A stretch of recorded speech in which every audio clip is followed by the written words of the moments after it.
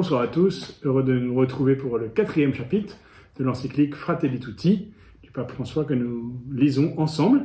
Nous avons fêté cette semaine le bienheureux Charles de Foucauld le 1er décembre, une belle figure pour nous aider à discerner cet appel à une vocation universelle à la fraternité. Charles de Foucauld a vécu une amitié très forte avec le Christ, enracinée dans l'Eucharistie, dans la solitude, et en même temps une ouverture à une fraternité universelle qu'il a payée de sa vie aussi.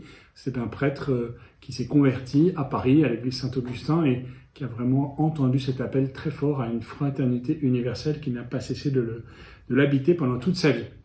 Je vous rappelle les 3 premiers chapitres de cette encyclique. Le premier chapitre était un examen de conscience sous le regard de Dieu, de tout ce qui s'oppose à la fraternité, pour se disposer à entendre dans le 2e chapitre une parole, la parole de l'Évangile, du bon samaritain, la venue du Christ qui accomplit toute l'histoire sainte. Il y a un beau parcours biblique qui permet alors, 3e chapitre, de considérer ce que signifie un monde ouvert, un monde fraternel, bâti sur l'amitié sociale et sur la fraternité.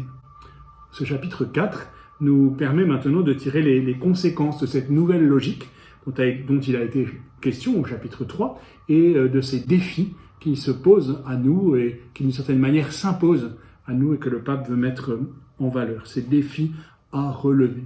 Le premier de ces défis, il y en a 2 principaux qui en regroupent en réalité beaucoup d'autres, mais le premier de ces défis, ce sont les migrations. Le pape commence à dire que, au fond, dans l'idéal, il n'y aurait pas de migration forcée, subie, qui débouche souvent sur des impasses, et qu'il serait plus profitable d'aider les pays à ne pas provoquer une immigration, qu'elle soit politique ou économique. Mais la situation étant celle que nous connaissons, eh bien, le pape invite à réfléchir sur 4 verbes qui constituent en réalité sa méthode, non seulement pour parler des migrations, mais plus généralement pour parler de la vie chrétienne et de la vie en société. Je vous redis ces 4 verbes que l'on trouve au numéro 129, qui ouvre ce chapitre. Il s'agit de accueillir, protéger, promouvoir et intégrer. Accueillir, protéger, promouvoir et intégrer toute personne humaine, en particulier les plus fragiles, les plus pauvres, ceux qui sont loin de leur domicile, de leur pays, qui le quittent souvent en y étant contraints, et puis accueillir, protéger, promouvoir, intégrer tout don de Dieu, le don que Dieu nous fait. Dans la joie de l'Évangile, le pape déjà utilisait ces 4 mots.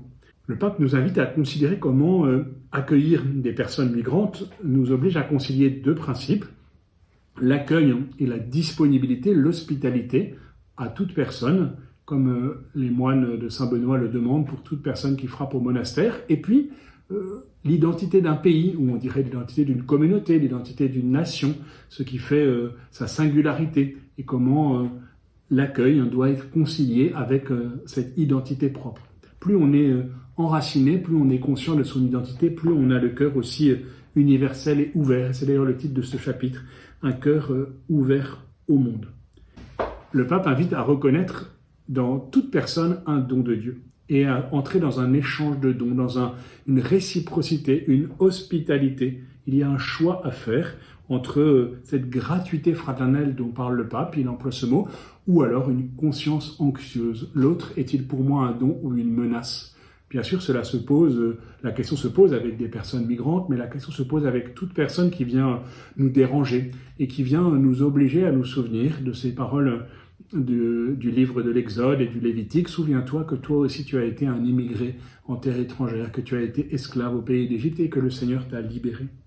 Le 2e défi, le pape l'évoque en termes de comment concilier le niveau global et le niveau local. Comment concilier la subsidiarité, mettre en œuvre la subsidiarité, entre un échelon local, toujours attentif aux réalités très concrètes de terrain, et puis des échelons plus larges, que ce soit une nation, que ce soit une communauté de nations, que ce soit l'univers entier. Le pape nous invite à regarder dans la suite de la doctrine sociale de l'Église comment les corps intermédiaires, chaque personne fait partie de plusieurs communautés, une famille, une nation, une communauté de nations et le monde entier. La fraternité universelle nous donne un regard plus global. L'amitié sociale, dit le pape, nous donne aussi un regard plus concret, plus relationnel au sens d'une personne à une autre personne. On ne peut jamais séparer ou opposer ces deux niveaux. On ne peut jamais se contenter du local sans voir qu'il est inclus dans un spectre plus large. On ne peut jamais traiter les personnes de manière globale ou générale sans regarder ce qui se passe de manière très concrète. Et le pape revient sur le droit de propriété qu'il avait déjà abordé dans le précédent chapitre en soulignant la portée sociale du droit de propriété. Posséder des biens, être intendant de ces biens a une utilité, une fonction pour d'autres que moi. Tout ce que nous vivons au niveau local a un enjeu au niveau global. Il s'agit toujours de commencer par des petits pas pour en accomplir de grands. Et le pape rappelle une clé qu'il a donnée dans la joie de l'évangile, sa première exhortation apostolique, le tout est supérieur à la partie. Le tout est supérieur à la partie, mais le tout ne fait pas disparaître la partie, le tout ne fait pas disparaître l'attention à ce qui est petit, à ce qui est local, à ce qui est singulier. L'universel et le singulier ne cessent de s'unifier, et ils s'unifient pour nous dans la figure du Christ que nous nous préparons à accueillir à Noël. Plus nous sommes singuliers, plus nous sommes universels. Plus nous assumons notre identité, notre singularité chrétienne, locale, plus nous sommes ouverts à l'ensemble de nos frères. Nous retrouvons la semaine prochaine pour le chapitre 5. Bonne lecture.